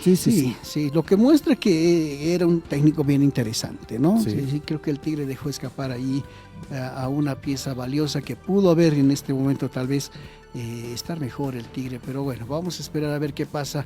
Todavía no ha empezado la segunda rueda, ¿no? Del campeonato oficial. No, ¿no? ya ha comenzado. Hay una Sí. fecha comenzada ya. Y hay una fecha. Entonces, esa es la que hay que aprovechar, amigos. El Tigre sigue puntero, pero por un puntito, ¿no? Por un puntito frente a Nacional. Nacional que cada vez está jugando mejor. Sí, De 38, hecho, 37, ¿no? goleó a Always Ready el sábado. Ya esto, 4. pero en el partido por series. Sí, pero lo goleó. En el 4 campeonato a por 0. series. 4-0. Una última llamadita entonces, amigos, nos vamos para arriba al periódico La Razón de hoy, lunes 3 de julio, que ya lo puede encontrar en todos los puestitos de venta de periódicos y revistas. Cada año unos 38,000 jóvenes buscan empleo. Así es. ¿Y cuántos se abren?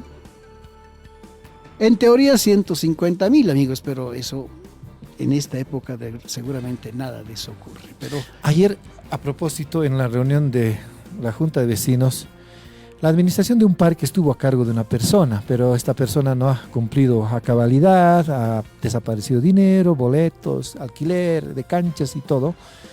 Los vecinos decidieron cambiar al administrador del parque y se presentaron dos jovencitos. Uno de 20 años, recientemente salido bachiller, y otro a punto de egresar de medicina. ¿Y qué argumentaban? La gente en las oficinas, la gente en las empresas siempre nos pone obstáculos diciendo que no tenemos experiencia. ¿Y cuándo vamos a tener experiencia si no nos dan oportunidad? es que es cierto, Rubén. ¿No?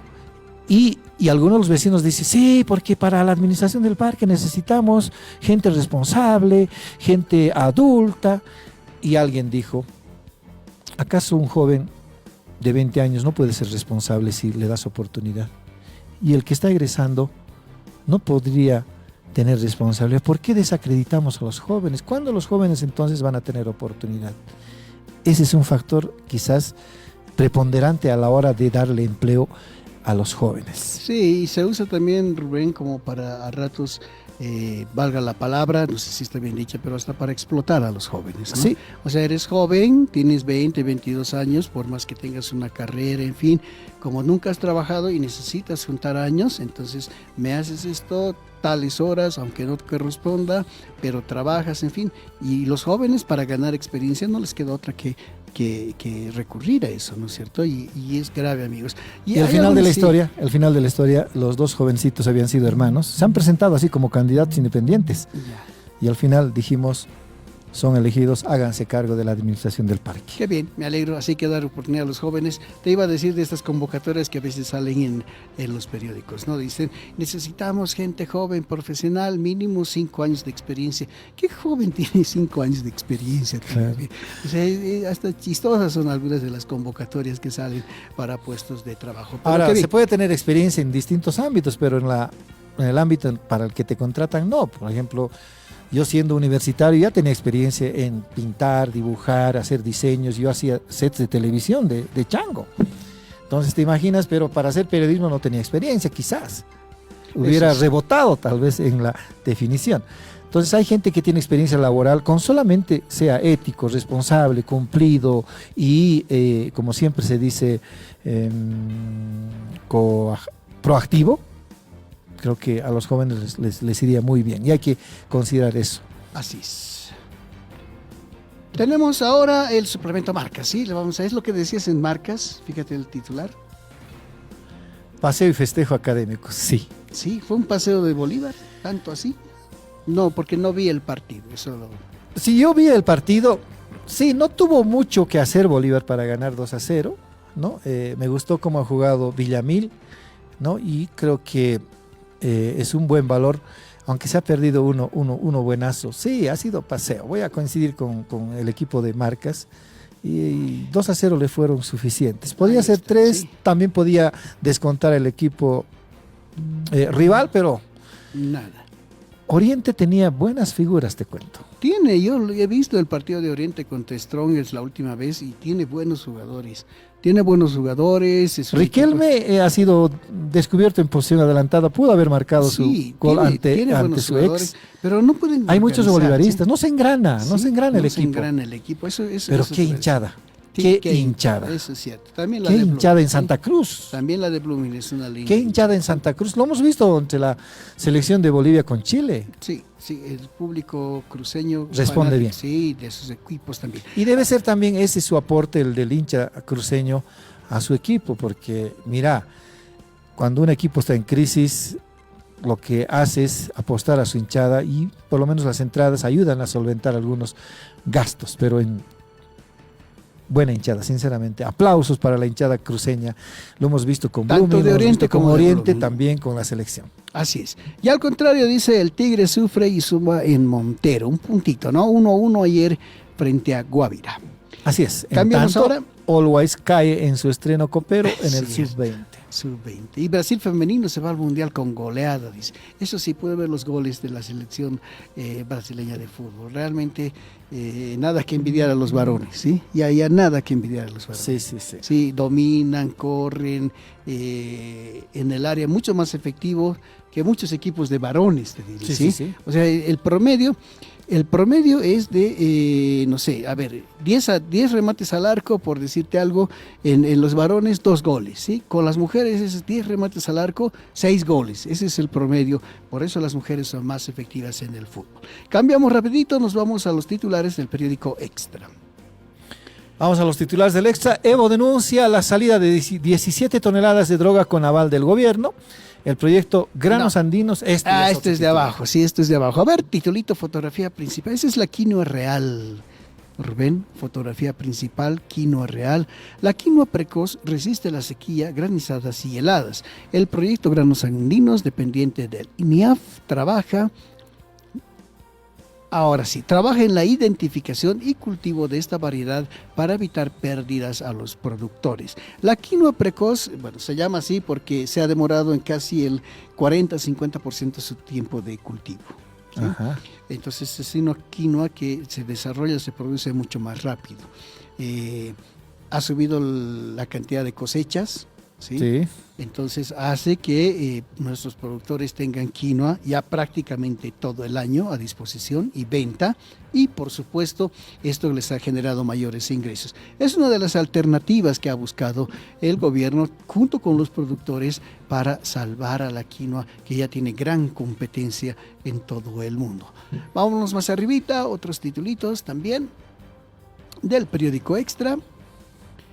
A ver, fotografía más pequeña, dice Bolívar gana 2-0 Oriente en el Tahuichi, lo que habíamos dicho, un paseo, por lo que dicen los colegas también de La Razón. Una niña revela a policía en una carta que fue violada, dice otra de las historias que nos trae también el periódico Extra de hoy lunes. ILB tendrá el control total de 4 plantas de litio, que es también una noticia económica importante que surgió la semana pasada. Cada lunes también, amigos, con el periódico Extra, no se olvide reclamar su guía estudiantil. Ahora estamos de vacaciones, así que lo que les vamos a enseñar es hacer origami, ¿sí? Cómprese su periódico Extra de hoy, amigos, y aprenda también a hacer origami. También es una actividad recreativa, ¿no? Sí. Es una actividad recreativa, y hoy Extra le trae las claves de cómo hacer origami. 9 de la mañana con 51 minutos, nos vamos a la recta final de nuestra transmisión digital. Ya estamos en contacto con el funcionario de la alcaldía, Arturo Gallardo, él es coordinador de la infraestructura resiliente de la Alcaldía de La Paz. Vamos a preguntarle primero qué es infraestructura resiliente.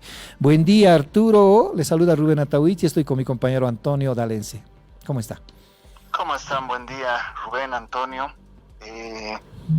Infraestructura Resiliente es un programa que trabaja con financiamiento del Banco Mundial.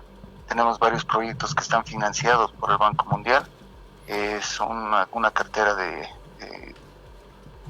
14 proyectos, más o menos, un 20 millones de dólares. Nosotros estamos encargados somos la unidad ejecutora de estos proyectos, ¿no? Eso es lo que es el programa de infraestructura resiliente. Le hemos llamado para hablar sobre el embovedado, La Paz. ¿Cuál es el término correcto? Ese embovedado que cruza al final de la Gruta Lourdes y baja hasta la zona de Llojeta. Esta infraestructura va a ser la base para una próxima avenida anunciada por el gobierno municipal. Exactamente, se ha entregado el día sábado protocolarmente el embovedado del río Choquillapo. En realidad es un embovedado que tiene 2 celdas, son más o menos 970 metros de longitud, desde la curva, como usted lo dijo, desde la curva de la Gruta de Lourdes hasta el Puente Ormachea, que es en la calle Cero de Obrajes. En realidad la entrega del proyecto fue el embovedado y el relleno, ¿no? Es todo el proyecto. Sobre esta vía se va a construir la nueva avenida La Paz, como el alcalde lo dijo. Es un proyecto que está ya en diseño. Ya usted puede ver las pancartas, los banners que están por ahí. Ahí ya tienen el esquema de lo que va a ser el proyecto, ¿no? Sí, hemos hablado el otro día con una autoridad del gobierno municipal que nos decía que una primera fase del proyecto va a requerir 21 millones de bolivianos de inversión. ¿Cuándo estarían comenzando las obras de este importante trabajo? La verdad es que nosotros el programa ha entregado el embovedado, ¿no? Esa era la primera etapa. La segunda etapa está a cargo del SMIP. Ellos ya están consiguiendo el presupuesto. Si le doy un dato ahorita puedo estar equivocado, ¿no? Pero lo que tengo entendido es que ya se están iniciando la fase de contratación y todo eso, ¿no? Ahora, cierto, háblenos entonces del embovedado, el Choqueyapu. Era un problema, pues, en la época de lluvias, que a veces tenía que socavarse parte de los cerros circundantes a esa zona de la ciudad de La Paz. ¿Cuánto se ha evitado esto? ¿Cuánto de agua se va a desviar o se va a encauzar a este embovedado? Bueno, el causal de arrastre son, si no me equivoco, 300 metros cúbicos por segundo. Ese es el caudal de diseño, que es es un caudal bastante grande. No siempre se presenta ese caudal. Sí era una estructura que tenía, creo que 50, 60 años de antigüedad, entonces tenía muchos problemas de socavación. La parte importante de este proyecto es el control hidráulico, a que se refiere que evita socavación en la parte de la base, por ejemplo. Este doble embovedado tiene dos particularidades muy grandes. Una es que es más económica por ser el doble embovedado, ser una sola bóveda. Permite que se emplace encima de esta la carga de una vía con tránsito vivo, por así decirlo. Es estructuralmente más fuerte. Y segundo, como es al pie del río, va a ayudar a contener el tema de las laderas. O sea, es un trabajo también de estabilización. ¿Cuánto ha requerido de inversión este proyecto y cuándo se ha iniciado? El proyecto se ha iniciado el 2019. Ha tenido bastantes problemas, entre ellos el problema ha pasado por la pandemia, lo que nos ha atrasado bastante como empresa, y se ha terminado en febrero de este año. O sea, más o menos 1.100 algo días de ejecución. El costo del proyecto en total es más o menos un poco más de 81 millones de bolivianos. ¿Esos fondos propios de la alcaldía? No, eso es con un financiamiento del Banco Interamericano de Desarrollo y una contraparte también de la alcaldía. Ahora, en la parte alta ya, la base sólida, ¿ya está terminada también el rellenado? Se ha anunciado de que también se van a construir algunos campos deportivos parecidos a los de la Avenida del Poeta. El proyecto en sí de la vía La Paz, digamos, de la Avenida La Paz que se está ahí, no lo conozco, como le digo, a fondo, pero el relleno todavía no está en una etapa final, ¿no? O sea, se tenía pensado hacer un relleno, si no me equivoco, es hasta 4 metros aproximadamente, ¿no? Depende también el sector. De ahí, si el proyecto lo pide, se puede hacer se puede, digamos, elevar un poco más. Eso es dependiendo de ya el proyecto que viene encima. Muy bien, Arturo, le agradecemos la deferencia que ha tenido con La Razón en Radio. Será hasta otra oportunidad. No, cuando quieran, pues. Muchas gracias a ustedes. Arturo Gallardo, coordinador de infraestructura resiliente del Gobierno Municipal de La Paz, habló con nosotros para explicarnos brevemente la entrega del embovedado del río Choqueyapu en este tramo de la Avenida del Poeta hacia, dice él, Hacia la calle Cero, ¿no? Calle Cero de Obrajes. De Obrajes, sí. Es una gran obra. Sí, y te cuento que fue interesante. Yo pasé por ahí al mediodía del sábado por la gruta con la movilidad y fue todo un espectáculo, te cuento, porque hubo carrera de motos. Ah, sí, bicicross también. Sí, bicicross y motocross, entonces había todo un espectáculo ahí. Por donde antes era agua y... Y nada, era un desierto. Claro. Era un desierto, se podía ver desde el teleférico, no había absolutamente nada, ahora todo está planito. Qué bien. Está bien lindo, ya sobre ese ripio seguramente se va a emplazar la avenida, seguramente la puede subir un poco más, qué sé yo. 8 metros se puede subir, sí. dice. Entonces, bueno, ellos seguramente ya verán. Hay un desnivel, eso sí, entre la avenida Libertador, que es la avenida que pasa por la gruta, entre el embovedado, ¿sí? No me animaría a decir cuántos metros son, pero hay un desnivel. Seguramente es cuestión de una ingeniería para hacer casar, digamos, la antigua avenida con la nueva. Claro. ¿No es cierto? Seguramente eso los ingenieros lo van a arreglar muy fácil, pero se ve todo muy bonito. Te cuento que la alcaldía ha anunciado como parte de las obras de su aniversario de la efeméride departamental el inicio de obras de la avenida La Paz, así se llama. Qué lindo, porque ya te digo, ya está todo planito, ya es cuestión de, bueno, lo digo yo, no soy ingeniero ni nada, pero ya cuestión de meter el asfalto así y ponerlo y pintarlo bonito para que ya comience a ser una... Sí. ¿Ves? Ahí está. Eso era antes, ¿no ve? Eso era antes, ¿sí?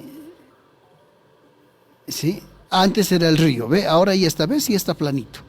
Ahora lo que dijeron también las autoridades es que van a construir campos deportivos ahí parecidos a los de la cancha Zapata y de la Avenida del Poeta. Y esto va a conectar, a ver, mira, fíjate el tramo. Desde la Gruta de Lourdes, que es más o menos en la curva. Hasta el cementerio Jardín, hasta justo la salida del cementerio Jardín. Hasta Amor de Dios. Esa va a ser la Avenida La Paz. Ah, o sea, sobre el embovedado. Sobre el embovedado. Yo entonces va a llegar hasta ahí, seguramente por calles de Següencoma, hasta Amor de Dios. Amor de Dios es aquí en el cruce hacia Mayasa, ¿ya? Sí, claro que sí. ¿No? En la zona sur de La Paz. Y hay otra vía más que van a presentar como obra estrella. El inicio del estudio de preinversión, no sé cuál es el término correcto, de la carretera La Paz-Mayasa. Qué bien. Va a ser una carretera alterna a la que tenemos. Porque ahora, sobre todo los sábados al mediodía y los domingos al mediodía, es realmente una trancadera, Rubén. Es que hay buenos restaurantes ahí abajo. Sí. Y la gente quiere ir incluso al zoológico, en fin, y a determinada hora se llena y es una trancadera. Necesitamos una vía alterna urgente y qué bien que para la alcaldía... descongestionar. Sí, y qué bien que la alcaldía tenga planificado eso. Y esta otra avenida también va a ser muy linda. Hay varias obras, Rubén, que se van a entregar en este mes. Más de julio. Asfaltados que obras. Pero bueno, son obras, cierto. También pero los necesitamos. Obras así grandes, hospitales todavía no. Por lo menos desde que Iván Arias está en la alcaldía, estas dos obras presumen que son grandes. Las más grandes que ven, pero qué bien. Ahora lo que me preguntaba es, tenemos tiempito todavía un poquito, ¿va a ser de subida, va a ser de bajada? ¿Será de subida y de avenida, bajada? La avenida La Paz. Ida y vuelta, ¿no? Avenida. Tendría que ser de ida y vuelta. Sí. Porque yo la vería más útil, ahí esta vez las motos se están partiendo, la vería más útil de bajada y que la Libertador sea ya solo de subida. Bueno, digo, ¿no? La veo así, que podría ser más útil, pero bueno, puede ser también de subida, como la Avenida del Poeta, pues, ¿no ve?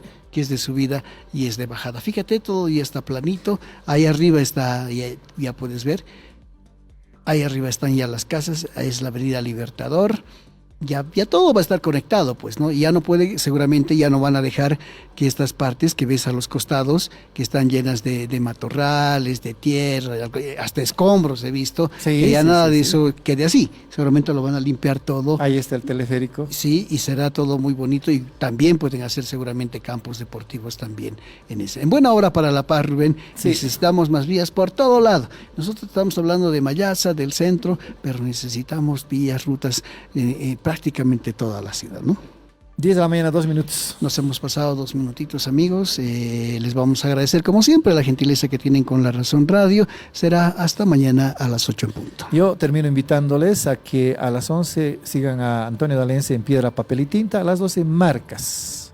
los 3 streamings de La Razón, de lunes a viernes. Chao, chao. Nos vemos mañana a las 8 en punto.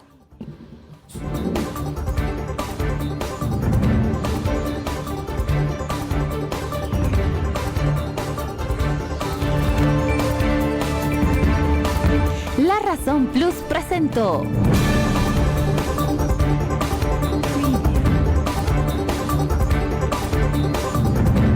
La Razón Radio, una manera distinta de contar las noticias y marcar el ritmo de ellas. Actualidad, entrevistas y comentarios.